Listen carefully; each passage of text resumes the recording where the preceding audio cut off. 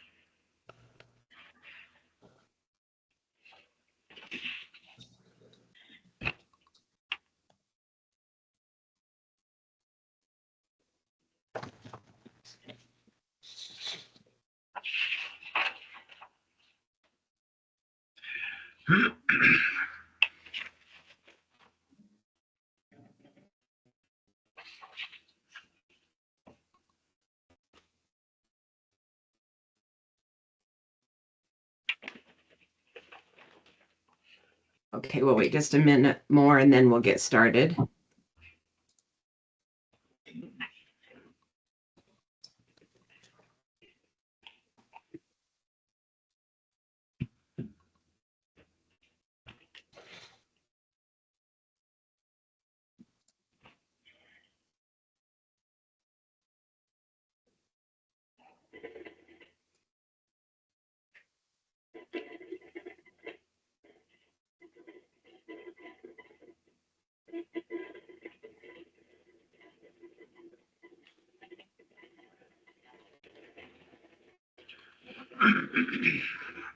Okay, welcome everybody. We'll officially begin our meeting here.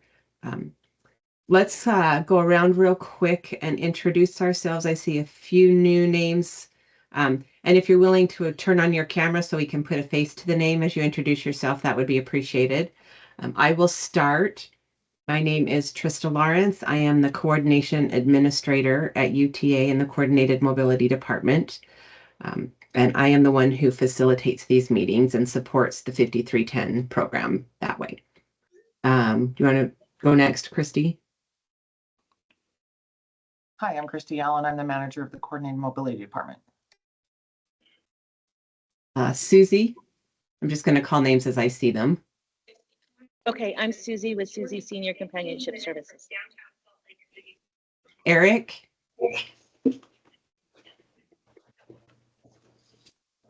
Yeah, hi, good morning. My name is Eric Gomez. I am the travel trainer for Utah Transit Authority. Thank you. Let's see. Tim. Tim Tomer, Facilities and Safety Manager for Salt Lake County Aging Services.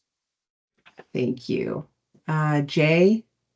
Pat J. Wacker, Operations Manager, Yellow Cab Utah, UCAT. Shannon. Shannon High, Property Manager, Housing Connect. Thank you for being here. It's good to have you. Francisca. You are muted, hun. Hi, this again. Thank you. Francisca Franco. I am the program manager for Guides for Well. Thank you. Wayne. Wayne Benyon with the Faucet Front Regional Council. Thank you. Henry. Henry Novell, Fleet Manager with Turn Community Services. Tanisha, sorry, I've got new prescriptions and a new eyeglass prescription. I can't see the names very well.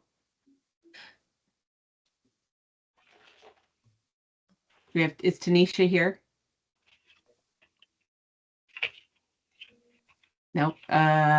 Karina. I'm Karina McClellan, Development Director at Ability Inclusion Services. Thank you. Fiona.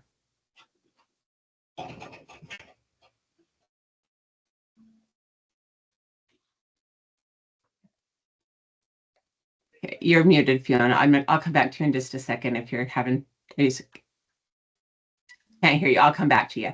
Melissa. Hi, I'm Melissa Gates from BOC, Barrow Care, and I am working on a lot of our UTA stuff. Okay, great. Okay. Yeah, hi, Kim McDowell. Sorry, my camera isn't working right now, but I am on the grants team here at the Road Home. Great. Fiona, let's try you again. I'm good now. Sorry. I'm Fiona Hildebrandt, and I'm with Turn Community Services Fleet Management. I'm Henry's assistant. Great. Thank you. Beth. Hi, Beth Branson. I'm the Chief Development Officer at Odyssey. On there running through, everybody's calling their names out. I chatted and said I don't have a mic. Let's see if we've got a few people who aren't muted, so if you can make sure you're muted. Will you introduce yourself again, Beth? Sorry, sure. Hi, Beth Branson. I'm the Chief Development Officer at Odyssey House. Thank you. Christine. I am Christine Smith. I'm Operations Support Manager for Paratransit Services for UTA. Thank you. Justin.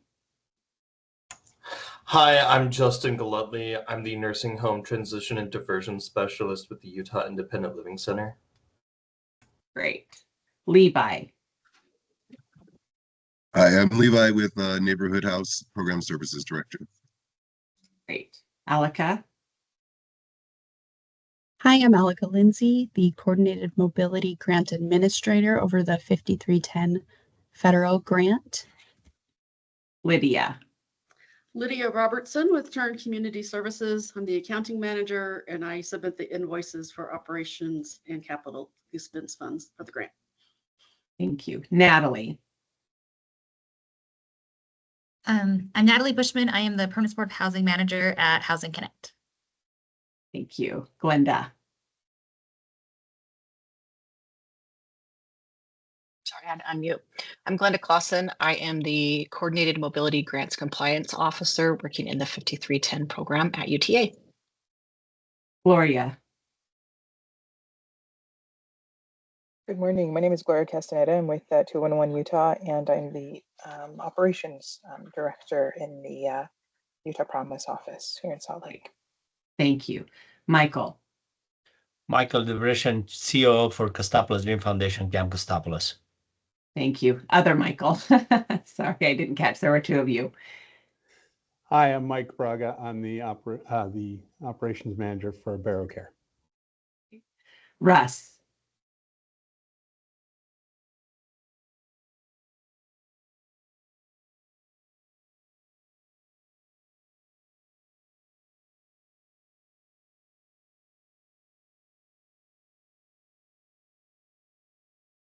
Okay, Russ is having mic issues, so I'll come back to him. Tiffany.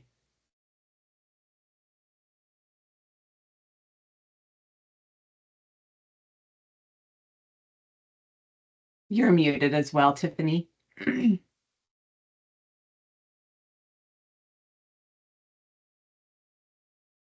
we still are not hearing you. Yeah. Okay, how about now? There we go. Yes. Usually we use Google Meets, so Team Meets is fairly new. But I'm Tiffany Alexander. I'm with the Division Services with People with Disability. Thank you. We're happy to have you here. Is Absolutely. there anybody I missed? Just checking my multiple screens here real quick. Okay, I think we got everybody. So again, thank you everyone for being here. We are happy to have you and to have some new faces join us. So we always like new partners. I was going to do a quick safety message, but I forgot to bring it up. So give me 1 second. Luckily, I had to do this yesterday in another meeting. So this particular safety message is related to the use of ladders in the workplace. And it just basically talks a lot about brought up the wrong one. Okay. We're going to talk about hand safety instead. Hey, You just Trista, always want, yes. can you share your screen? Are you trying Oh. to share your screen?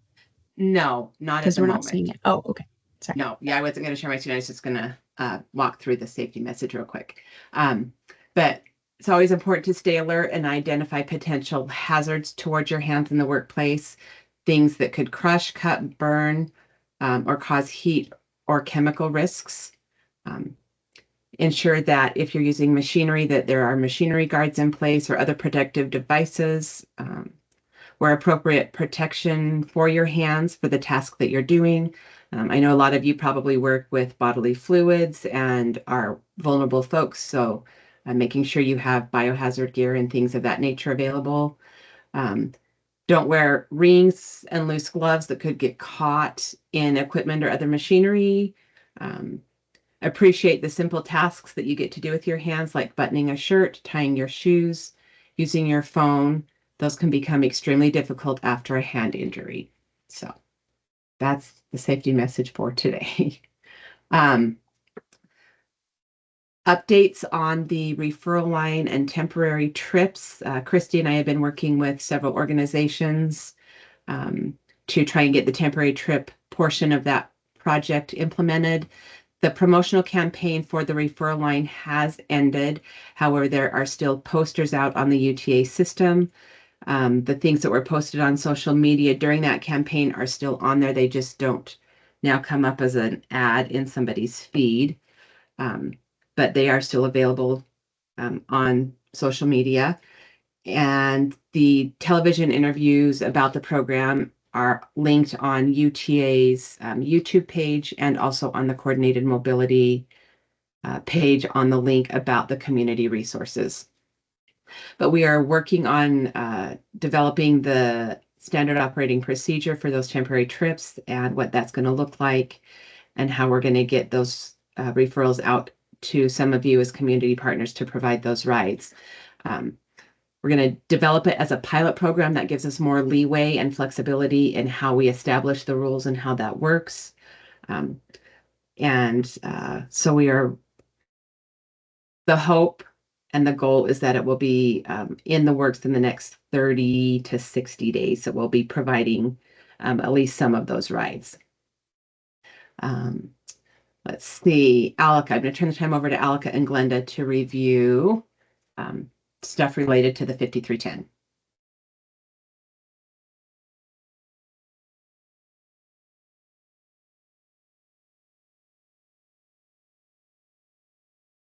Okay.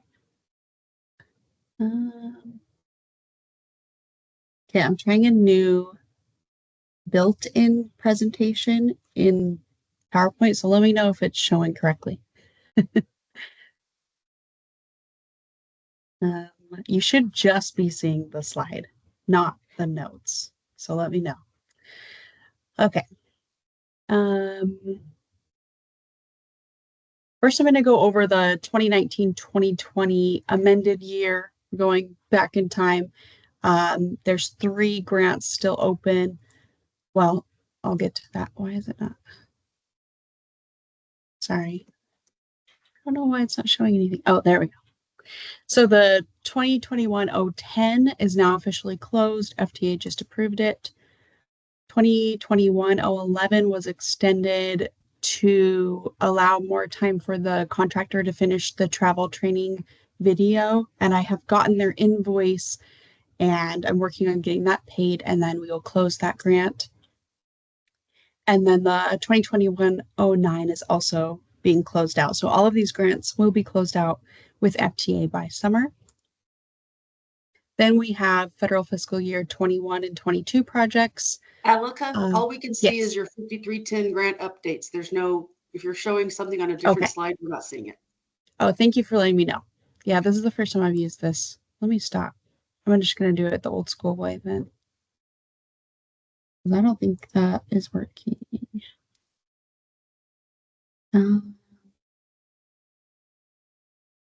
Sorry.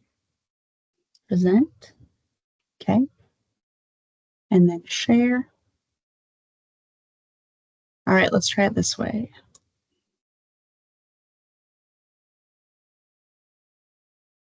Okay, now do you Now it's see? changed. Yes. Perfect. Okay, thank you. Okay, so 2021-010 is closed. 2021-011 will be closed soon. And 009 will be closed soon. Okay, federal fiscal year 21 and 22 projects. These ones, all of your expenditures must be finished by June of this year, and all of your invoices, try to get them also submitted by June so that we can have time to process them. All invoices, final reports, closeout paperwork, everything is due by September so that we can close the grant. So I haven't done the closeout form for this grant yet, but once I have it, I'll send that out. And then once your invoices are all done and your project's done, you can fill out that closeout form and then you're done with that grant. We will be sending out any reminders to agencies that are missing invoices, hopefully before June, so we can get working on finding what funds are remaining and where we need to move those if needed. And we will notify you if we have remaining funds that need to be awarded, or if you are awarded an item that we're still seeing you haven't submitted an invoice for, we will reach out to you to try to get all of those in. Your next quarter report on this grant is due April 15th, just a reminder. And then for federal fiscal year 23-24 projects, all of our agreements are now executed and projects have all started. You can begin submitting invoices, doing your quarterly reports, all of that. All of the budgets in Zoom grants have been updated to match your grant agreement. So if you see any errors, let us know, but we went through all of them, updated all of the budgets, and then we've also added all of your internal management data. So what that does is, I think from your view, you should see a tab called internal management, and it will have like your contract number, your period of performance dates, all of that information has been added to each of your applications.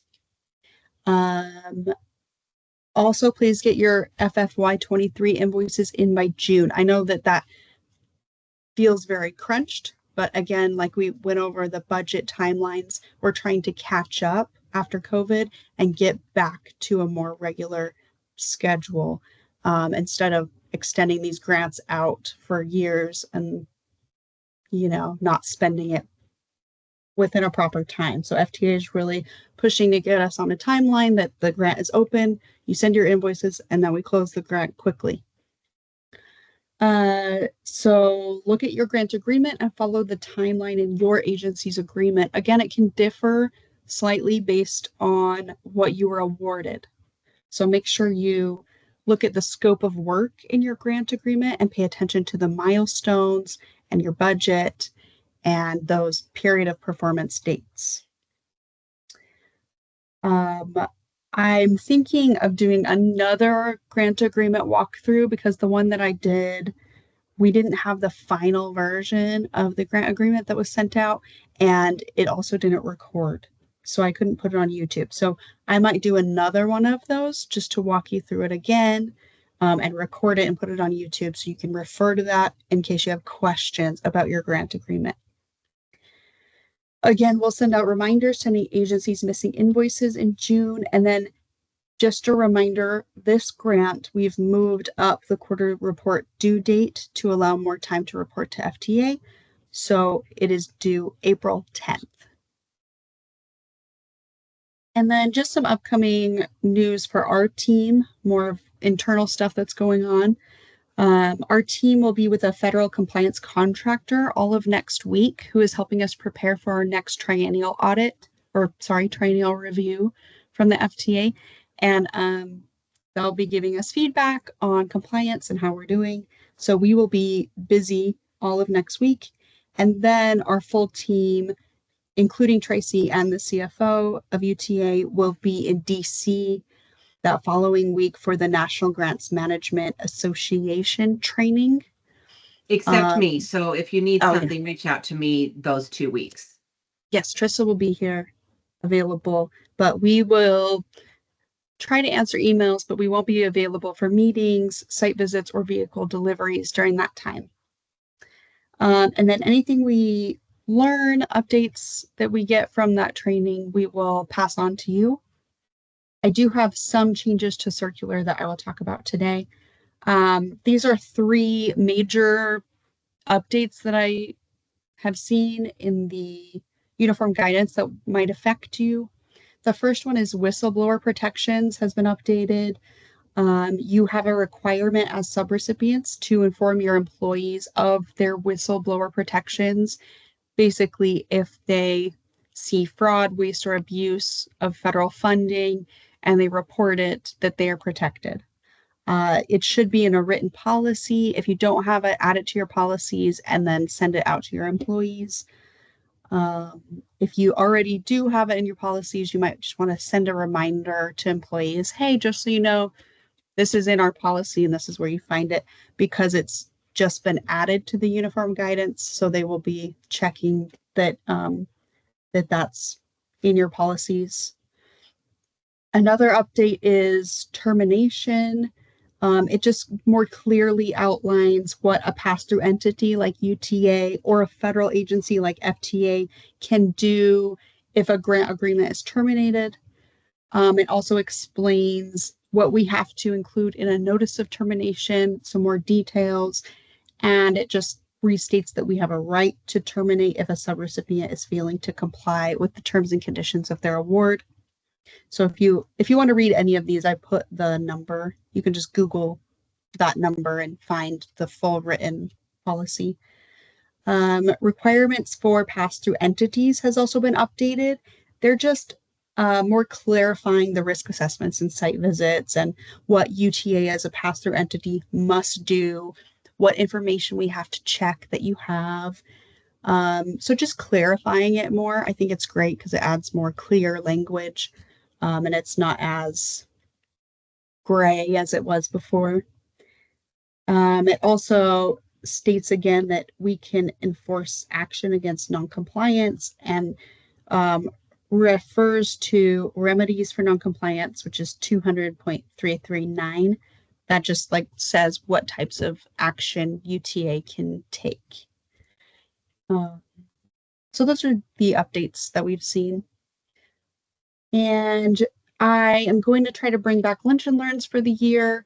You know, we took a break from it for holidays and all of that, but we're back in the motion of things. So I'll be doing my first lunch and learn April 8th, 12 to 1.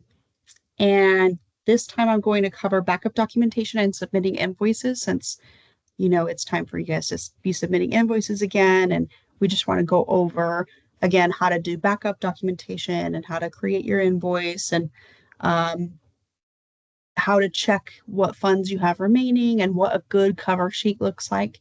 So we will go over all of that. So if you need a refresher on that, or you just keep getting your invoices rejected, or you're new and you haven't submitted an invoice before, this is a good one to come to.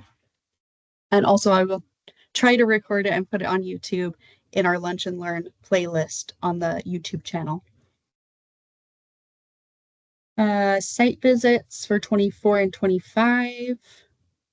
Glenda, is there anything you want to say on this before I get into it? Well, Alec is always the expert, but for those of you that I've been working on site visits, just know that I am still working on it. If you're like, hey, I haven't heard from you, I've forgotten. I'm just not nearly as fast as Alika, but she is helping me get through them. So we should have those to you soon. If you have any questions about it or anything that we talked about, I'm always available, and you can just get a hold of me. Great, thank you. Risk assessments for 2024, we are still working on those. I think we're most of the way through, but when we get back from NGMA, me and Glenda will sit down and we'll finish them and send them all out to you so you know what your rating is if it has changed. And then if you got a site visit, you'll get your risk assessment with that as well. Every agency's risk, just as a reminder, we have to update it annually, regardless if you were due for a site visit or not. And then after the 2024 risk assessments are done, I'll share with you something like this pie chart that I have from 2023 of where our risk was as a whole program, just to see if we improved or if we need to improve.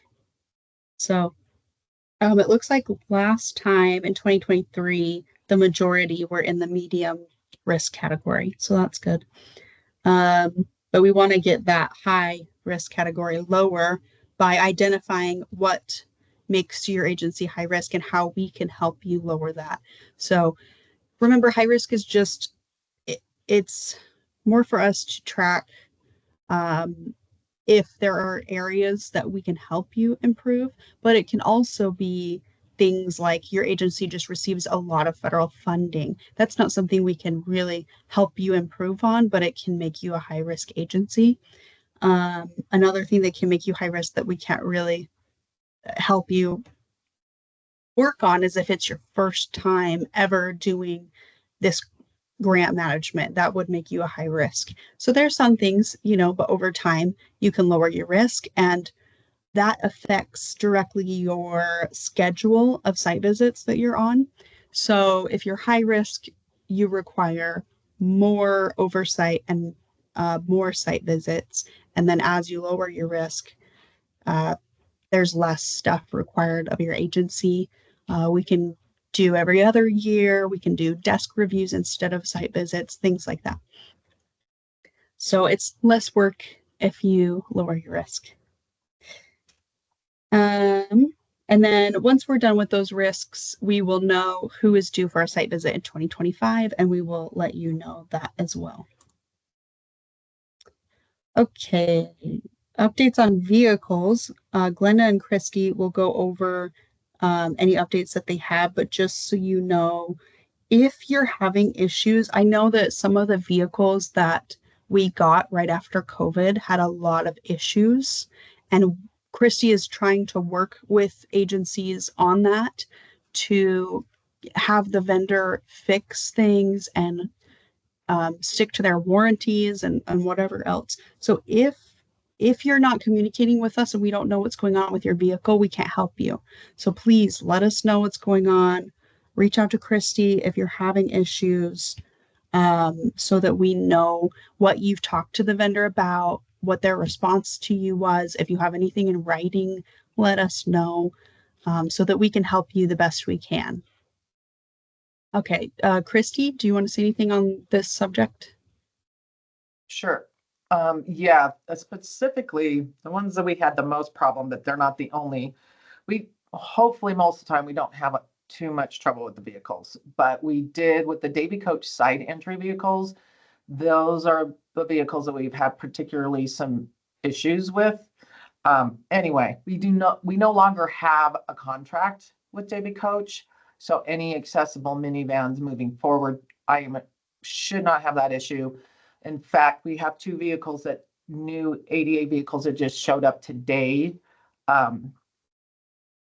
From Motive Care, I think. I'll double check on the name. But anyway, we have two. I can buy them from different vendors now because we don't have tons. And so we'll see how these go. However, one of the vehicles that has showed up today, that's an ADA minivan on the new grant. So on the latest, these are for some of the latest awards. It is the slide-in bronze. So if you went to Ersta, Model 1 had some vans there, different and cutaway, transits, and they had a minivan there, and they had a slide-in brawn where the ramp from the side just slides under the floor. So the hope there is that there's not so much mechanical issue because there's not so much for a vendor to put that in, and it doesn't, again, just require a lot of mechanics. And so we'll see how those go. With the brawn instead.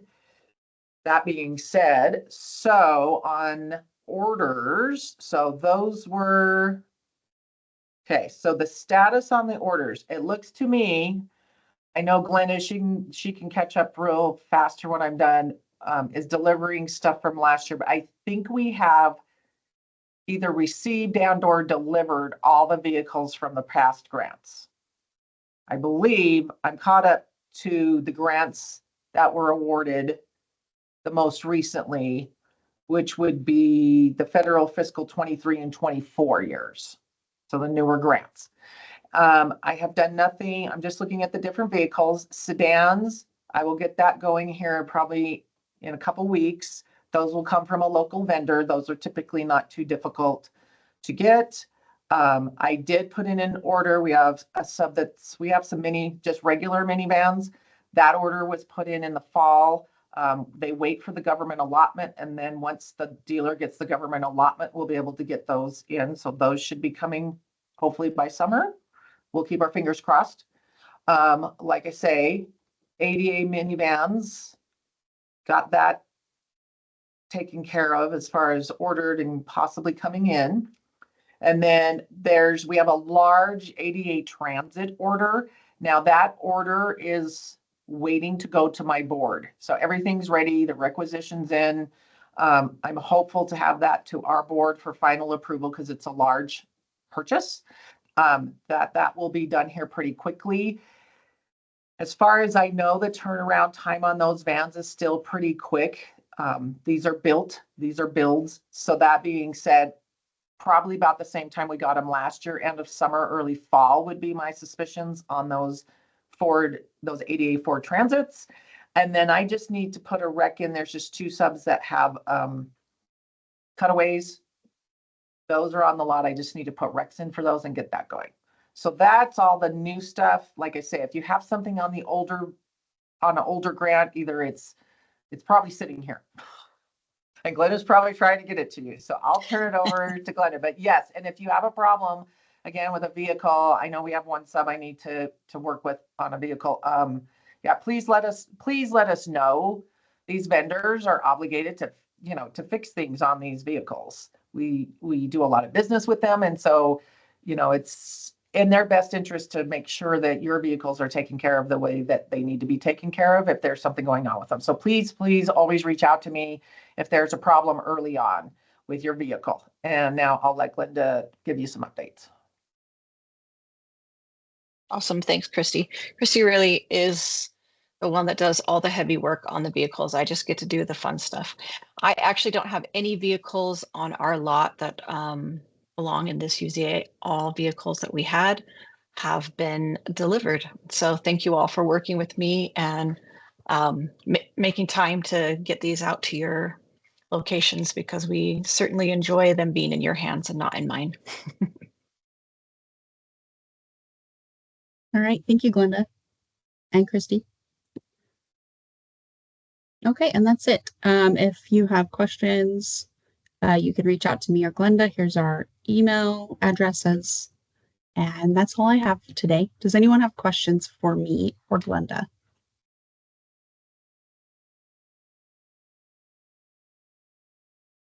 Oh, okay.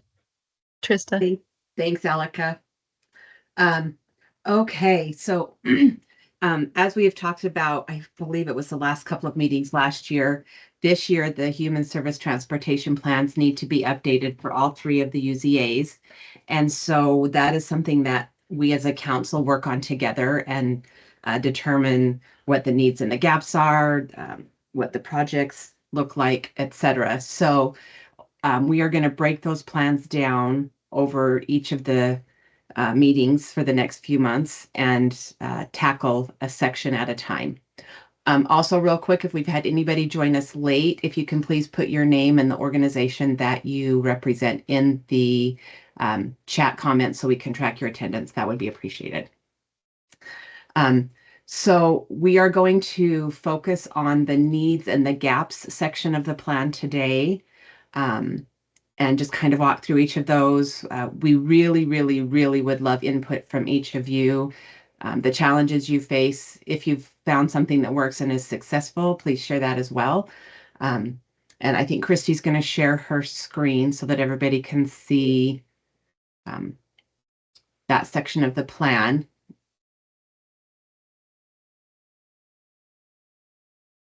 Okay, so we're going to just start right here at the top with funding. The plan, excuse me, currently states that funding gaps, sorry, I really can't read very well with these new glasses. I'm getting used to them still. Funding gaps identified refer to funding needs of human service transportation providers, thank you, Christy, to run their services. These gaps include limited funding sources for providers. Providers are often dependent on limited government grants, donations, and public funds to run their services. Providers compete with each other for these limited resources. Local match for grant awarded funding is often difficult for organizations to budget for. Even when an organization is awarded grant funding, those awards often require match funds from the organization. Most specialized transportation providers have very tight budgets, making the match funds difficult to allocate. Often those match funds are taken from some other area of need within the organization. Maintenance, fuel, insurance costs of vehicles. These ongoing costs for vehicles are costly and can rise with inflation. Not enough funds to pay for operations. There are times when providers have vehicles sitting idle due to the inability to pay for the operation of those vehicles. This has recently become particularly challenging as the COVID recovery has caused a scarcity of operators and a demand for increased wages. More demand on service as society ages. As more of society ages, more individuals become reliant on transportation services. If additional funding does not become available, these needs of society will not be met. More trips will be needed for day program clients because of new Medicaid laws. The federal government passed legislation. Sorry, thank you, Christy. That requires more community access for DSPD clients. This is an unfunded mandate, meaning that this new requirement is mandatory, but no additional funding will be given to providers to provide these additional services. Some clients cannot independently ride public transportation. Though public transportation can help ease the transportation burden for some specialized transportation providers, there are clientele that will never have the ability to ride a public system. Okay, so as we go back to that first bullet point, the limited funding sources for providers. Does anybody have any input, changes, additional information that we need to add to that?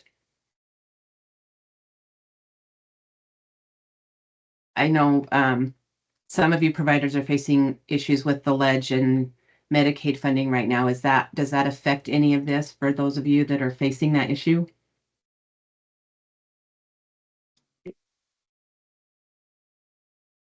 Are you talking Well, yeah, about I mean, if we funding? lose our Medicaid funding, then our services will be really, really curtailed, or we may even go out of business, so.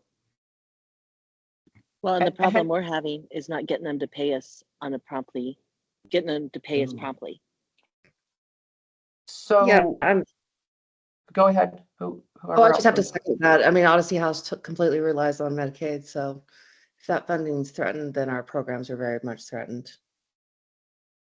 So how Medicaid is always a rough one for me, and I apologize. It's my least understood funding source, I think. Can you share more specifically, a couple of you that get that funding, what that exactly is paying for your clients? So I have a better understanding, and we all have a better understanding of how those funds are affecting you. Because I want to know, because I really want to know. So our funding comes from the state. When I say our funding, I mean the TURN provides services to individuals with disabilities. We're contracted through the state. Their funding comes from Medicaid, and then the state Medicaid, and then a federal match. That determines what their rates can be. So how much money we get for a budget comes from that determination. We have no control over it. We can request extra funding for somebody, but basically we are 95% Medicaid funded because of the state funding, the federal match. So if they cut Medicaid at the federal level, the states will lose that match, which then means either rates will get lowered or we'll have to stop helping a lot of people and just limit our who we can help, or again, just be completely out of business. Susie, you've got a hand up. What was your question or comment? Yeah, I was just going to say, with the funding we get through, which is a new choice waiver program, the biggest hurdle we have is that, you know, we bill it weekly, but they have up to a month to pay us back, where they used to pay us back almost weekly. So that gets a little frustrating if you're waiting on those funds to come through. The other problem I have with them is they require certain, which I don't mind having the EVV, which is electrical vehicle verification. I have no problem with that to prove that we've done what we're doing, but they expect us to provide that program. And it's really hard to find companies that provide that program without charging you an arm and a leg. And some of these programs are $600,000 or more to get that type of funding. And that's where I'm grateful when there's agencies like Bragg who will back that program, and then we get to piggyback on it. But until we get on a program like that, that's where it gets really tight. And I feel like if they're going to mandate a program that is required, they should give us a program to use. So that's where it gets tricky for us. Anybody else with a comment?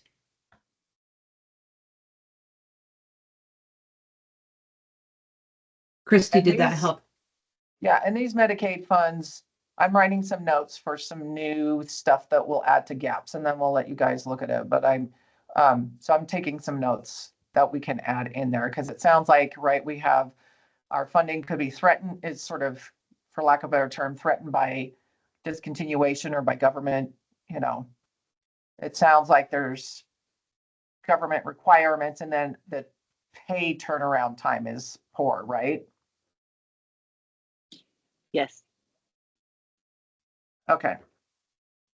I just want to make sure, because those are sort of new and we need to be aware of as we're moving forward. And then we also have, has any from the day programs particularly, if you remember, I shared that DOJ letter back last year. Utah is, for lack of a better term, they're sort of in trouble, right? The DOJ is not happy with how people are being integrated. That's a into the community, and that's a controversial subject in and of itself. However, has anybody approached you guys, any of your organizations, and said you have to do more transportation, or we're going to close you, or is the state stepping up? Is anything happening with that? On our end, we have not seen anyone approach us yet. We did have 2 years ago the HCBS rule, which is the home and community-based settings rule, that says we need to get people out more. But in the last year, there hasn't been any follow-up at my center. Okay, that's good to know. Please let us know if that happens. Like, in other words, please let us know if some kind of rules or somebody comes in and starts saying, you've got to do more transportation or this and that, and you don't have funds. Would you please let our department know? Please let me know. And we will see what we can do, because they don't want to leave people stranded and in a bad place. But it's hard to predict, right? Is anybody going to even follow up? So, which is a terrible thing to say, but it does make you wonder. Sorry, I don't mean to hijack this, Trista. No, you're okay. I'm digging into this stuff. Okay, those are good things to know on those sources. Was there anything else on the source? Sorry, I'm going to make you guys participate because I always have questions. So one way or the other, I'll extract maybe new information from you. Was there anything else on the funding sources that maybe changed a bit from a few years ago? Okay, so then we had local match is next. So local match. Now I don't really have a change to this much. Now I do wish, so as they updated the circular, as Alika showed you, a lot of us gave input on that across the nation. We wish that, first of all, we could just do everything at 80-20. Also, and the match is just right. Even though it's a small match, oftentimes it still can be difficult. We are working on through URSTA. So I really encourage, if you can be in URSTA and be involved in URSTA, we're really trying to work as a state. You know, we have mobility managers and people who do organizations do specialized transportation, just like yours, all over this state. Turn's all over the state. Turn comes all the time. Some other organizations do too, Salt Lake County and different ones. And it's the more organizations we have involved in URSTA, the more that we can sort of do. But one of the things we're eyeballing legislatively is there's funds called the TTIF. So there's funds out there, transportation funds, not just TTIF funds, but also transportation funds. So we're eyeballing us and UDOT. So this is through URSTA, sort of a joint thing, because UDOT does 5310 for the rural areas. So they're sort of our sister, you know, organization when it comes to 5310.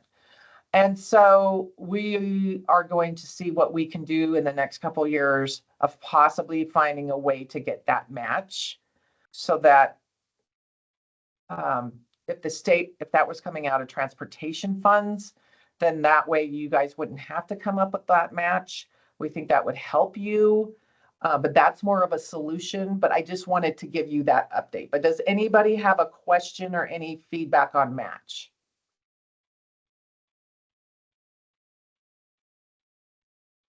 Okay.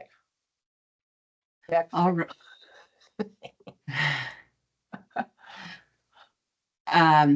Let's see. Christy, did you want to touch on SB 195 at all related to this or no? Yeah, we can. Yes. How about we do it at the end of the funding gaps? Okay. Okay. Sounds good. All right. Okay.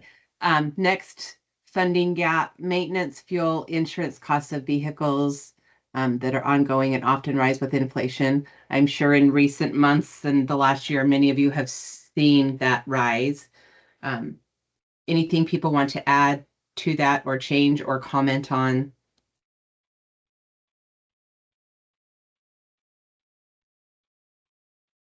We've also toyed around, again, this isn't a new gap, but we're also toying around with some things to see what we could do with insurance and liability and some things. So, because we know that's always been an issue. And like Trista said, I'll touch on that here towards the end. So we can go to the next bullet. Okay. I just made a note so I don't forget to go over that with you. Okay. Not enough funds to pay for. Fiona had a question. I have a quick question about like the expense of the lift services, because that's one of the things that's really, really hard for us to keep up on, because like we use our lifts a lot.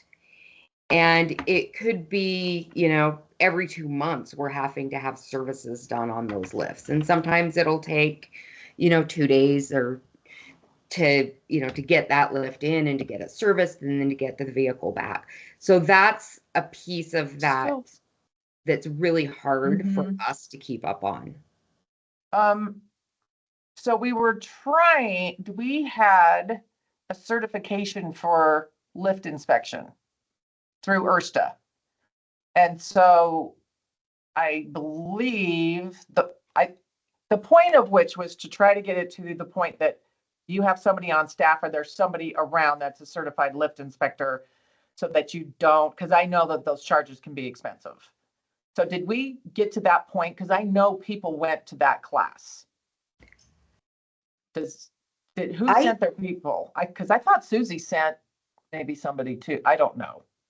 I know that there was somebody that was teaching lift usage and how to use it safely, but I don't know that there was any like inspection or maintenance stuff involved in that. But we're trying to move in that direction. Like we have an employee that we have hired specifically to learn how to use these lifts, but we're running into barriers with Braun because we're not a dealer.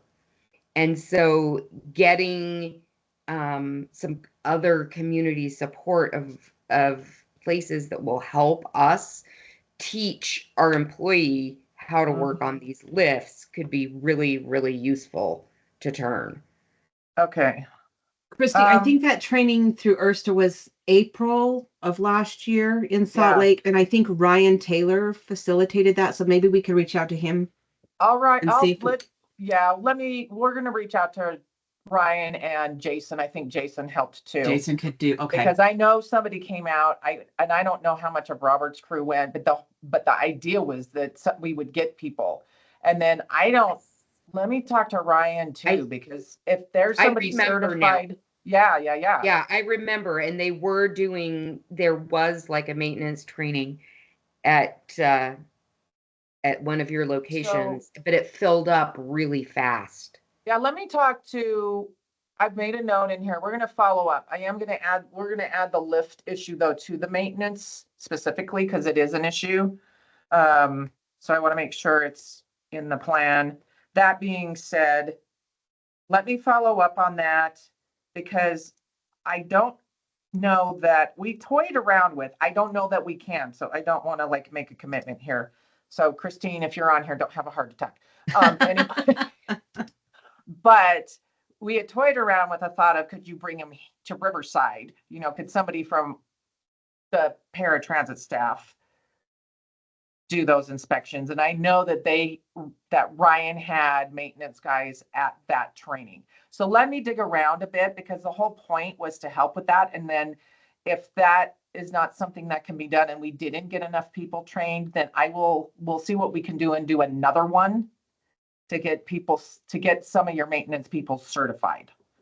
That would be amazing. I mean, even if you guys were willing, if we can cover the costs, you know, like I say, through Oyster or somehow, and we could get, like I say, maybe 3 or 4 of your agencies trained and it wasn't really a cost to you except for their time. And then if you would be willing, if they can become certified, if your organization would be willing to inspect other agencies, you know, vehicles, I think that would be really great if that could work for everybody. Right. I think that would be a great show of collaboration and partnership. So that would be fantastic. Right. And I do know that Braun offers a traveling trainer.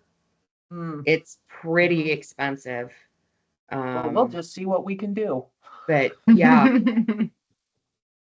So we'll see what we can do.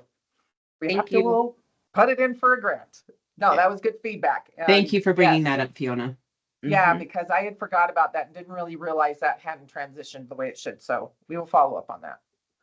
And I think our plan was, I'm pretty sure I remember us reaching out and saying, hey, can you provide us with a list of who went to the training and who got certified so we can put their contact info on our website. And I just think we never got that information. So I don't think so either. So yeah. Okay. Yeah, we Thank you, need to Christy. follow up. Yeah, no problem. We'll follow up on that for sure. Got a big note here. Okay, go ahead, Okay. Krista. I'm worried we Next- won't get through it all, so. Yeah. Next That's always one what happens is with gaps. not enough funds to pay for operations. So do any of you currently have vehicles sitting idle because you don't have drivers to operate them?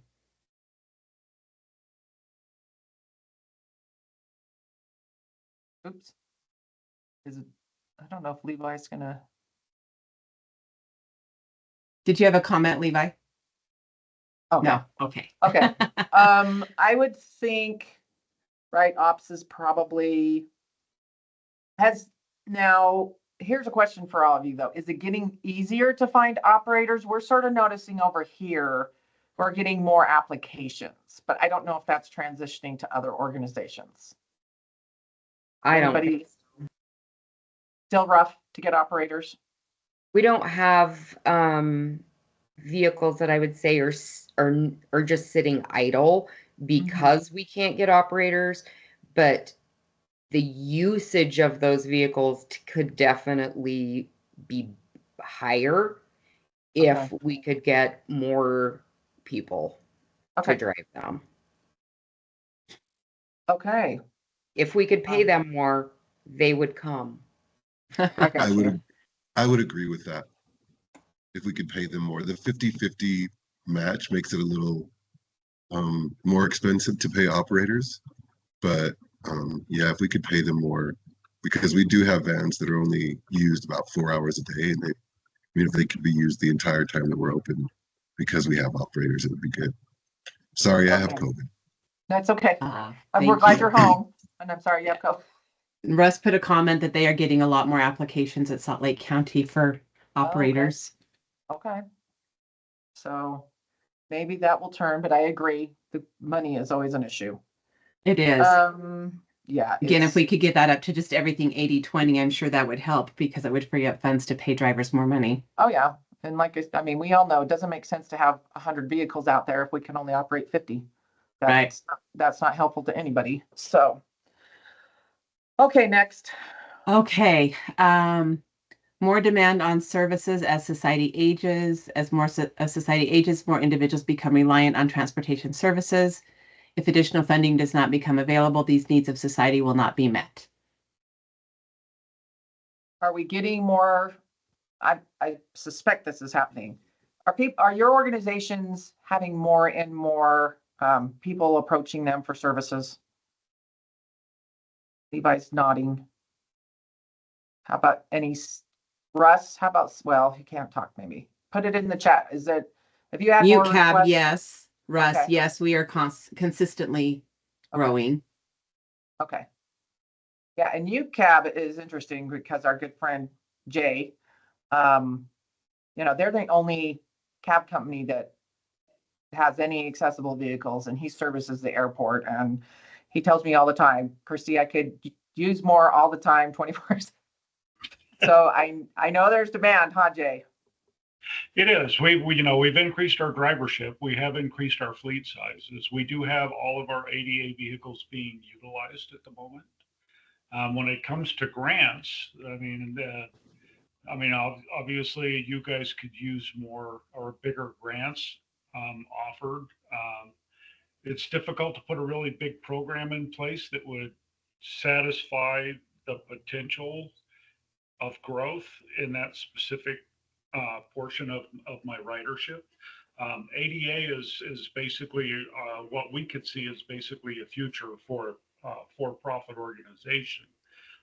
Getting drivers to do that, training drivers to do that, making sure that they have the right resources, vehicles, and of course, on the flip side of that, aging services, for instance, in Salt Lake County, they rely on us. So I've got to be able to supply them with a certain amount of service. And so there's always a balance there that we're trying to work on. More drivers, more available transportation. We get a lot of referrals now from folks that have used maybe aging services and then they just want to go do their own thing. They're using our ADA services. And that, same with UTA. UTA has been spending some time with the Reconnect program, getting ADA transportation involved with that as well. So. Great. Yeah, Jay's been a great public partner. Thank heavens. We would have people stranded at the airport. Trust me, that's happened. So, and it's not good. Yeah, that doesn't happen any longer.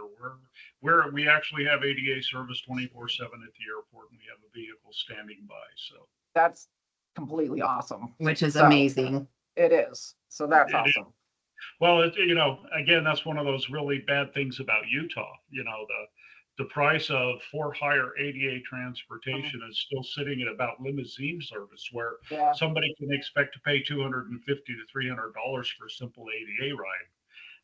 It's that borders on ambulance service. Ordering an ambulance for transportation, and we've reduced the price. Obviously, as a taxi service, we've reduced that cost dramatically for users. So, and again, that's there's so much potential there. So many people needing reliable transportation that's cost effective. And yeah, that's, we bang at it every day. If I had 5 more vehicles, in fact, the owner of Yellow Cab, UCAB, was in Minnesota looking at ADA vehicles that were for sale up in Minnesota. So we're traveling the country trying to find good vehicles we can bring into our fleet. And more through the grants obviously is a great way to go, but that's not the only way we should be going. We would like opportunities, even for UTA. I would love UTA to put on an annual auction where you're selling your equipment, your ADA transportation equipment at an auction, so we could look at those vehicles and possibly bring them into our fleet. And the thing about taxi business is we've got vehicles in my parking lot that have well over 500,000 miles, and they drive like new. I've got a great mechanic and great shop, and so we can keep a vehicle on the road for a crazy amount of time, utilizing it, keeping it safe, and supplying the services that the people need. Awesome. Well, yeah, we would love to buy some used vehicles if Okay, anybody. that's good to know. Yeah, we would. Okay, because that brings us to something that can come up. Don't forget, if you need to sell vehicles or dispose of 5310 vehicles, please reach out to our department so we can help you. But that being said, that's a good idea. We can reutilize those vehicles. So if somebody has vehicles, particularly if you're so Jay's in Salt Lake County, but if he's serving the other ones, that's sort of anyway, we'll have to see what we could do, but he has been a sub, he has vehicles now. And so think about if you have vehicles that you want to quote dispose of, please let us know. And then we can see, did you want to say something? Go ahead, Alika.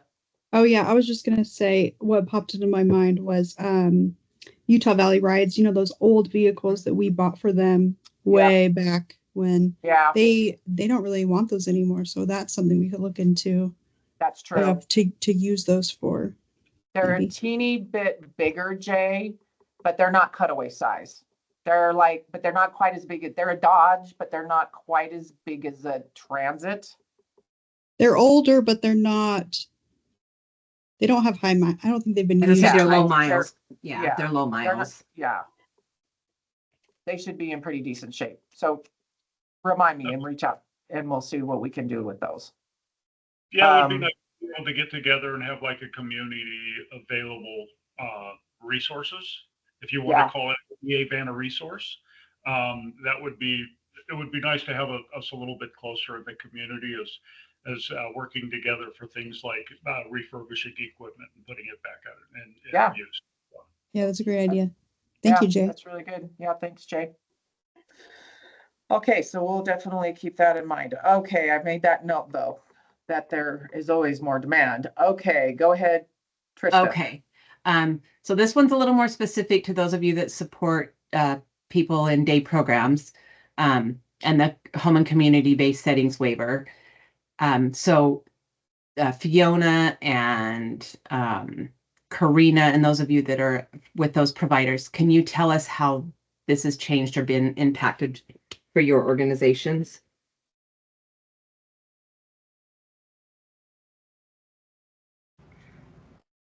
So I think that as coming from a day program background, I think that one of the things that about this new rule that impacted my program the most was that, we're day programs run in groups of people. We don't, 99% of the people in day programs don't have their own staff. And it makes it really difficult for us to be able to individualize everything that we're doing without taking turns, right? So the rule pretty much tells us, hey, if somebody wants to do something, they should be able to go do it right then, right there. And the staffing in those areas just does not account for being able to do that. And having the drivers available on short notice is really difficult. Like a lot of times we hire people because they want to work with people with disabilities and they're caregivers, but they're not drivers.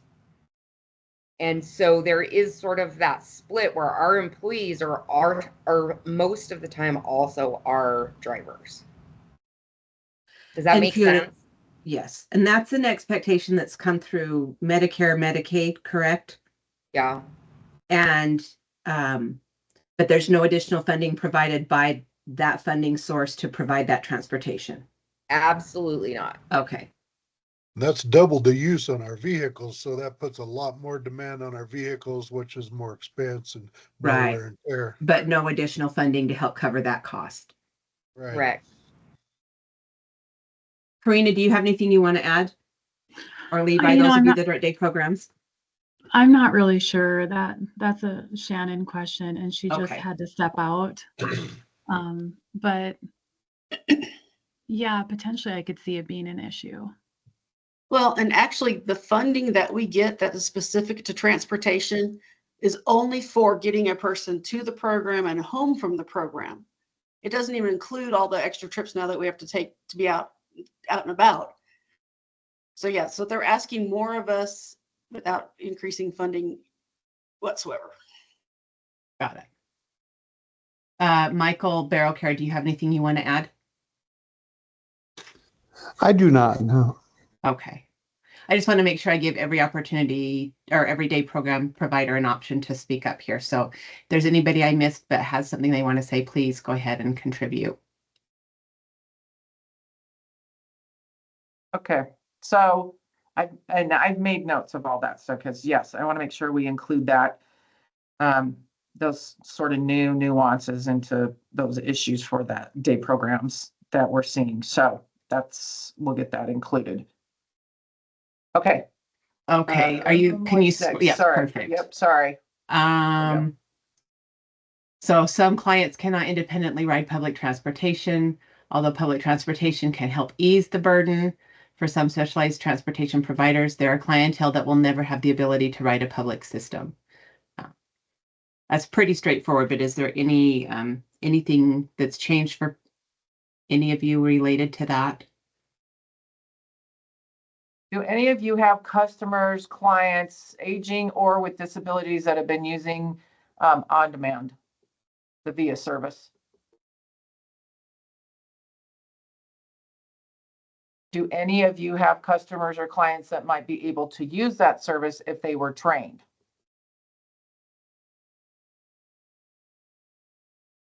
Maybe, yes, no?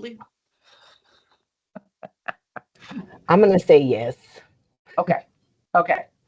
So, because those areas are expanding every change day. So we're going to have a new on-demand area down in the Provo area, West Provo, down in Utah County. That'll be our first on-demand down there.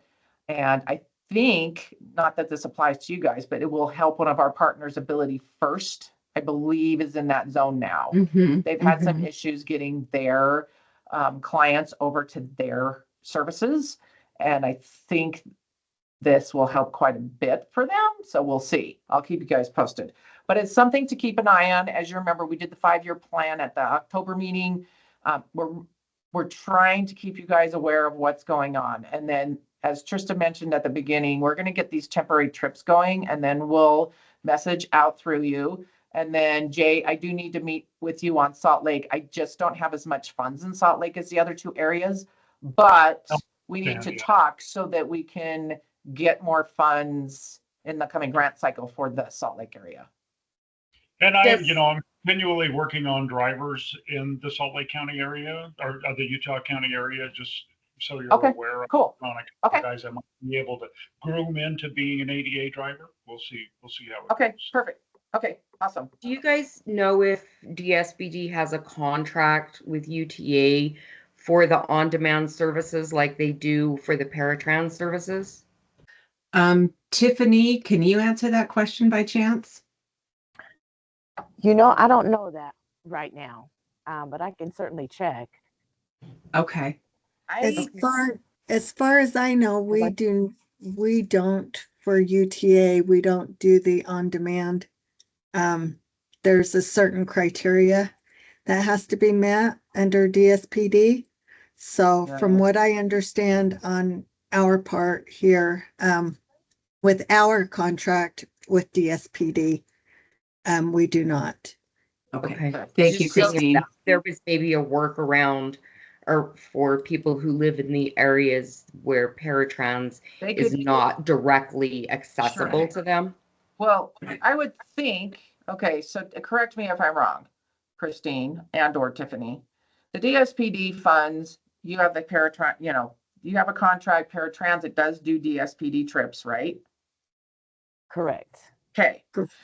And that has to be done a certain way. But if somebody lives in an area, they're still free to use the on-demand. They just can't use DSPD funds. Right? Like as long as they're not Right. trying to use DSPD funds. And you've got to remember the on-demand is really inexpensive. So for instance, if they are paratransit eligible, we look at VIA as part of our regular system. So it's free.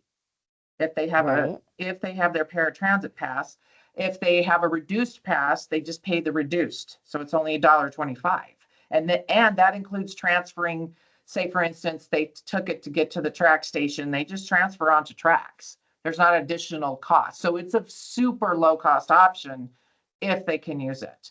You just couldn't use the DSPD funds as to pay payment. for it. Yeah. Nice. Justin, That's did good you to have a know. comment? Yeah, you mentioned the kind of like, limited funds in the Salt Lake area. Like, I was kind of curious as to like how that would affect like my branch at the Utah Independent Living Center, because, we've also been affected by that in some ways as well. And I guess I'm trying to kind of look at things in like the long term in terms of like how to facilitate our consumers and whatnot. So when I say limited, well, the funds are always limited. Of So course. when they, so there's a lump we get every 2 years. What happens in Salt Lake, which is nice because we have spending problems in other areas. Salt Lake, we have so many partners. It's pretty easy. The money gets asked for. And so, for instance, we, UTA, through mobility management, we applied for some funds for what we're calling these temporary trips that Trista talked about. So in Salt Lake, we didn't ask for it very much in Salt Lake because the partners ask for so much of those funds. So we try to, we work with all the partners and we're trying to do projects that the partners support. They select what the awards go to. And so we try not to, so they had other priorities, but there was a little bit. So we only have about 10,000 in Salt Lake County, but the new grant cycle is coming up. So that's sort of what I was referring to. But there's actually, Salt Lake gets the most funds. It's just we also have the most applicants in Salt Lake because there's just so many more people and there's so many more services. Does that answer your question? Yeah, I think so. It's Okay. yeah, it's been tough. Like I had like a consumer yesterday just mentioned that like they need they were like behind on like their her fiance had like lost their job, and because she was needing to get she was about to start a job and had to get out a loan, so her Social Security was cut, and so not knowing if she's going to be able to make rent this month, and because like a lot of things are kind of closed out to us this month, all I could really do was like pass her by some resources. There wasn't any like funding we could actually like send her immediately, so just one of those tough, just trying to kind of see like how often scenarios like that'll pop up. Sure. So. Okay. Thank you. You're welcome. We better get, okay, so so I'm gonna mention on demand because that's really has come up over the last few years. I'll mention this in the public transportation part. Okay. I don't know. Okay, that way we have it. I know this always happens with gaps, but don't fret. We'll get through it all this year. We'll get to the rest next because meeting. when we do the strategies, that section isn't quite so in depth. Okay, so Trista wanted me to talk about real quick SB 195. Then we'll see how far we get it through costs. But again, like I say, I like to extract information from you guys when we So gaps is always, and again, gaps are sort of, I mean, there's always new nuances, right? Times have changed. It's not COVID now, it's a completely different world now. Okay, so SB 195, that's being sponsored by Senator Harper, and he is over the Transportation Committee. Just a second, let me grab, I'm here. Here it is. I have the verbiage.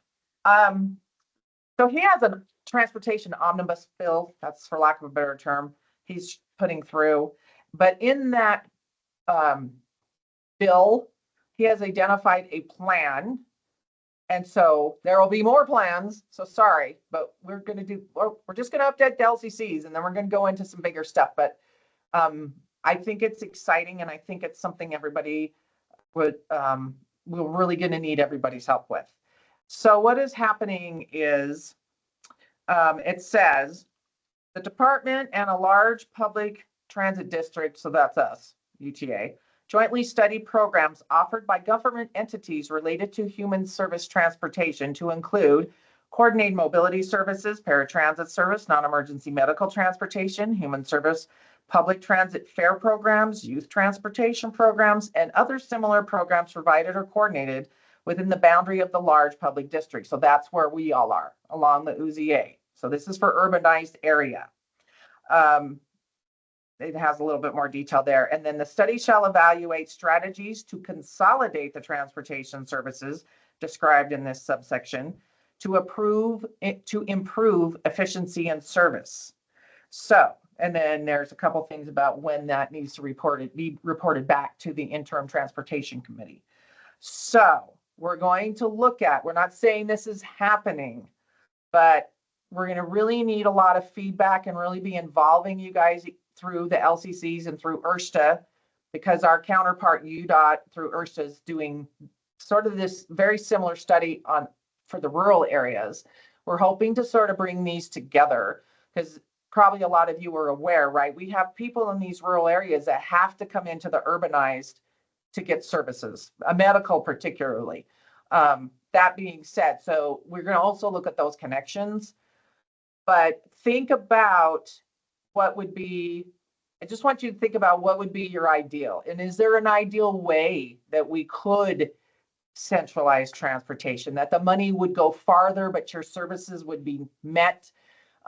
Maybe you're not having to do all the transportation for your clients, and that the funding can follow the client, those kinds of things, and see if that's, because they want to see if there's a strategy to do that. I do think Senator Harper, from the conversations I've had with Senator Harper, I think he has the same frustrations that we all have. In other words, I think he is pretty aware, of like, okay, we can't share their vehicles because we've got these liability issues and insurance, but then, we have aging over here getting some money and then some DSPD over here, but then we have this thing over here, and like, but are we duplicating things and how can we make it more efficient for everybody? So I think this is a really great opportunity for us to work together and really tell at least your transportation stories and what ideal would look like.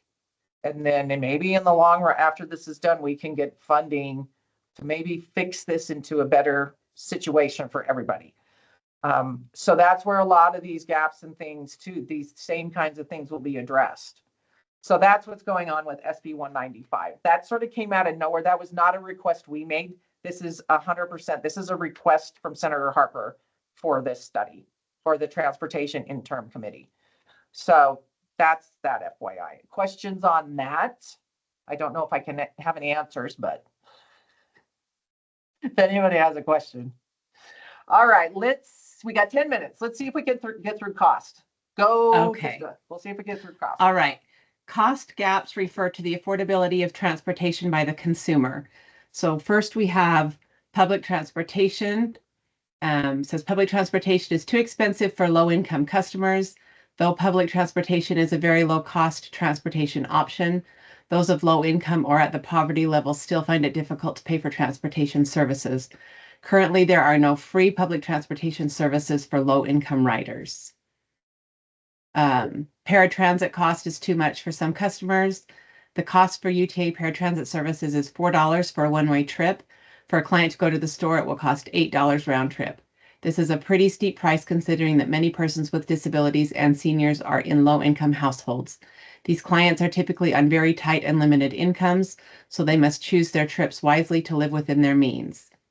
Low-cost transportation options are very limited, especially for those with mobility devices.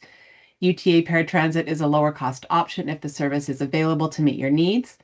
If a customer needs transportation outside of paratransit service areas, times, or is not paratransit eligible, the cost for transportation becomes quite high. Costs of private providers to transport an individual in a mobility device can range anywhere from $75 to hundreds of dollars for a one-way trip.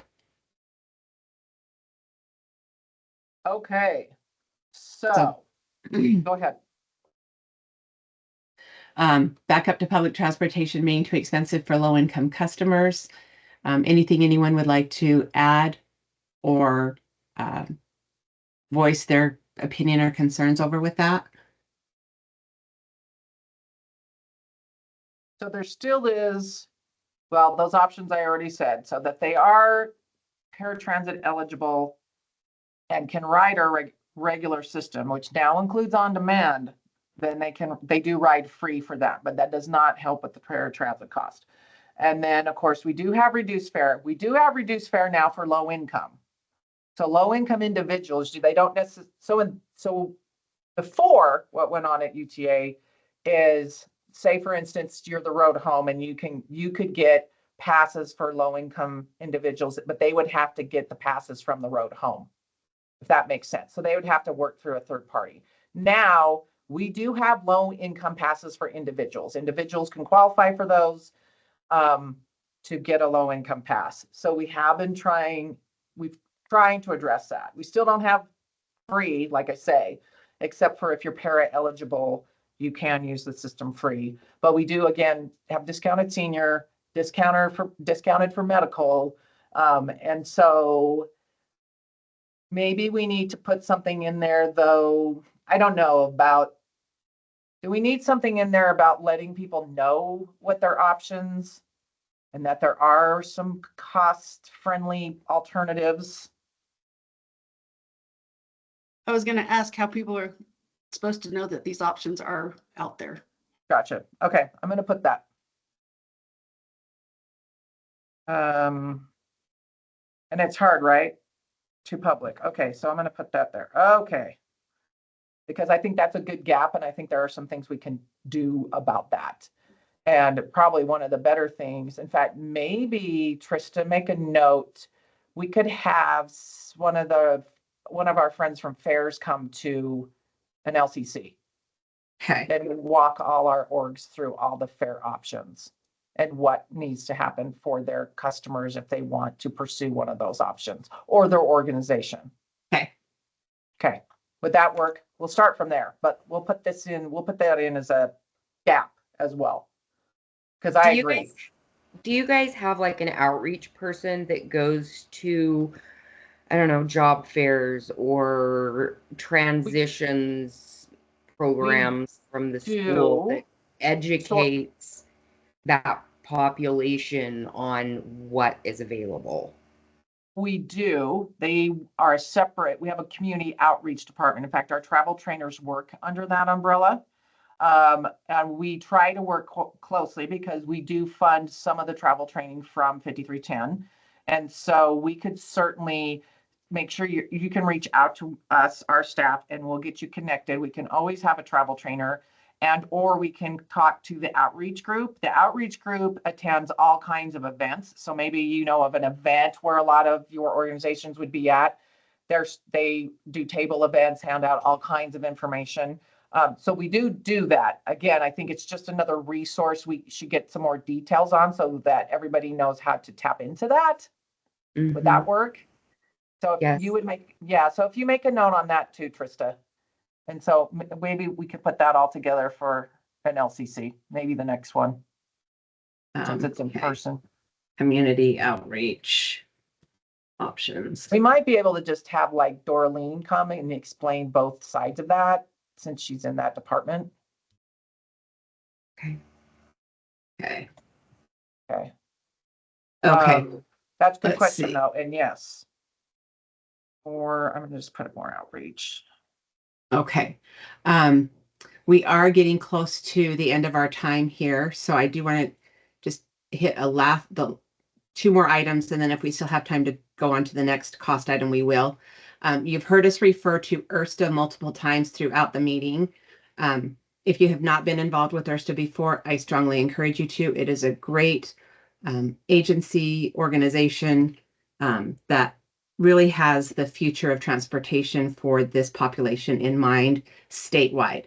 But the next URSTA conference is going to be in St. George in September. It will be September 10th to the 13th. So if you want to put those dates on your calendar to block out that time now, determine which of your employees you are going to send. If you have drivers that are going to participate in the bus rodeo, encourage them to start practicing now. It's a pretty fun competition, but a lot of drivers didn't realize just how tight the course can be when they're actually having to drive it. So if you have questions about the rodeo, you can reach out to one of us to help you with that and answer those questions.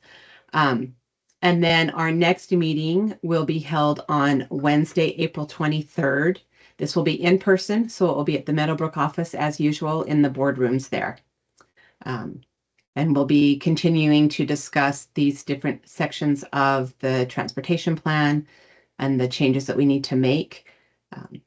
And so Chris, we have 2 minutes left. Do you want to try and hit the next topic on that cost one, or do you want to save it for the next meeting? We'll wait for the next meeting, but what we'll do our own homework and we'll try to break it up so we can get through it more quickly. We probably in person, quicker. I think we usually can get through it more. So that's that being said, it's April 23rd. April 23rd. April 23rd from 9 to 10:30 at the Meadowbrook building. Here at our place. Anyway, so we'll keep working on those. We will get through them, but I just be thinking about in your minds things that may have changed since COVID, newer gaps that, or maybe there's things that are obsolete from 4 years ago and there's new things now, right? So we want to make sure we get those things addressed and just get thinking about those. But otherwise, that's great. And if you guys need anything, just please always reach out to us so we can help you. Always happy to help you. Happy to try to get you resources or whatever it is you need. One last quick reminder, if you did not put your name and agency in the chat, if you can please do that so that we can track your attendance, so that when you apply in the next grant cycle, we have an accurate accounting of how many meetings you attended for that score. That would be great. Any last minute comments or questions before we let you go? Trista, do you have location and room availability for URSTA? We are finalizing those details. If Tracy's still on, she might be able to jump in and answer that. Tracy, are you still here? Hold on one sec. So what was the question? Location and hotel stuff for the URSTA conference. It's the Hilton Garden Inn. We're hoping to get the registration on the website really soon. We actually might shorten the conference 10th through the 12th. It's still under discussion, and have the rodeo in the middle of the week rather than the Saturday. But that's just a heads up. We're finalizing that hopefully this week. And you'll get an email from Stacy about that. Yep. Thanks, Tracy. All right. Thank you, everybody, for being here and for your time. We appreciate all that you do. Yeah. Thank you. See you next time.